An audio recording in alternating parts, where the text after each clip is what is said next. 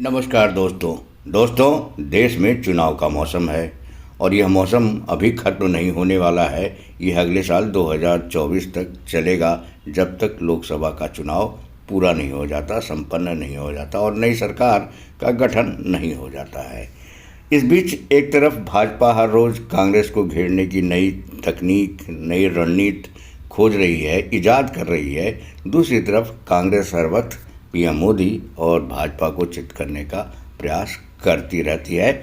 अब एक ऐसी जानकारी सामने आ रही है जिसे जानकर भाजपाइयों के तो होश उड़ गए हैं और पीएम मोदी गहरी सोच में पड़ गए हैं।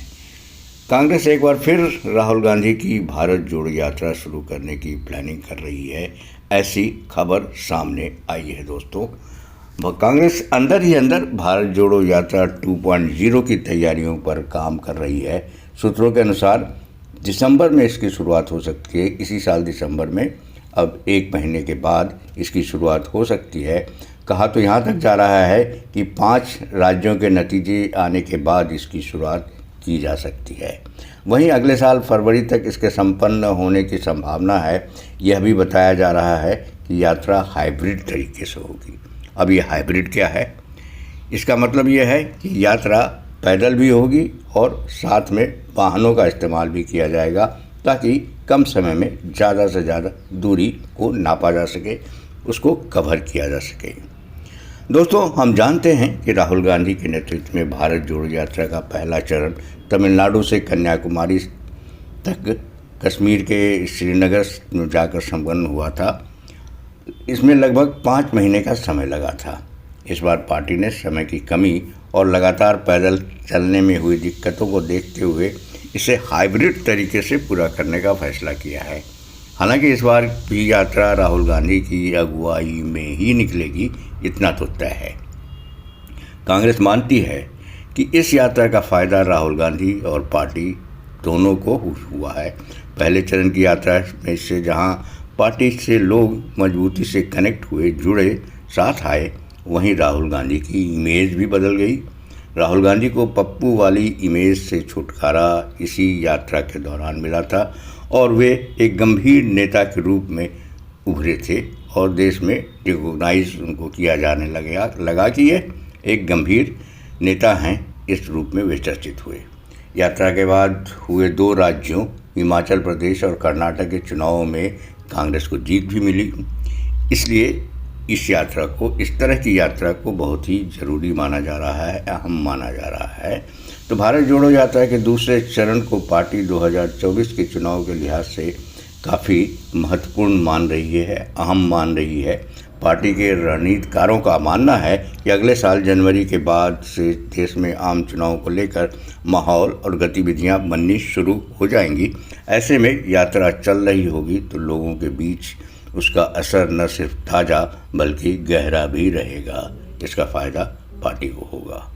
दोस्तों, सवाल यह उठता है, एक सवाल यह उठ जाता है कि भारत जोड़ो यात्रा के इस दूसरे चैप्टर से कांग्रेस को फ़ायदा क्या होगा? कांग्रेस पार्टी राहुल गांधी के नेतृत्व वाली भारत जोड़ो यात्रा के दूसरे चरण को लेकर उत्साहित है। पार्टी को लगता है कि इससे चुनावी मकसद पूरा होगा। दरअसल पहले चरण की यात्रा के बाद हुए चुनावों में पार्टी को फ़ायदा हुआ था। अब दूसरे चरण की यात्रा को लेकर भी पार्टी को उम्मीद है कि वह आगामी आम चुनाव यानी लोकसभा चुनाव के लिहाज से काफ़ी अहम होगी। पार्टी सूत्रों का कहना है कि दूसरे चरण की यात्रा प्रमुख रूप से उत्तर भारत, खासकर यूपी और बिहार जैसे हिंदी पट्टी वाले बड़े राज्यों और बंगाल से होकर गुजरेगी, जिसका फ़ायदा पार्टी को हो सकता है। इन तमाम राज्यों में बीजेपी के अलावा क्षेत्रीय दल असली मुकाबले में हैं।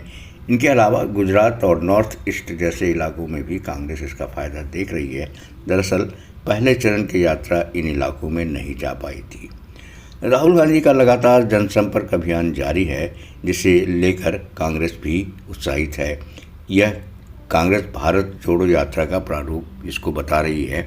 फिर चाहे पिछले दिनों उनकी लद्दाख यात्रा हुई हो, मिजोरम की यात्रा हुई हो या फिर हाल में केदारनाथ की यात्रा रही हो। इसके अलावा पार्टी समाज के अलग अलग तबकों तक राहुल गांधी की पहुंच और जनसंपर्क को भी यात्रा का ही हिस्सा बता रही है। चाहे राहुल का कुलियों से संवाद रहा हो, या फिर कारपेंटर्स के बीच गए हों, या फिर ट्रक ड्राइवर्स से मुलाकात हुई हो, या इसी तरह का कोई भी अभियान रहा हो, तो इसे भी कांग्रेस कह रही है कि जनसंपर्क अभियान का हिस्सा है। यह भारत जोड़ो अभियान का ही हिस्सा है।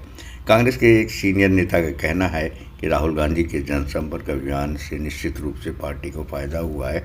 जमीन पर तो कांग्रेस को लेकर लोगों की धारणाएं बदल रही हैं, बदली भी हैं और बदलने भी रही हैं, और आगे भी बदलेंगी, ऐसी संभावना या ऐसी उम्मीद कांग्रेस पार्टी को है।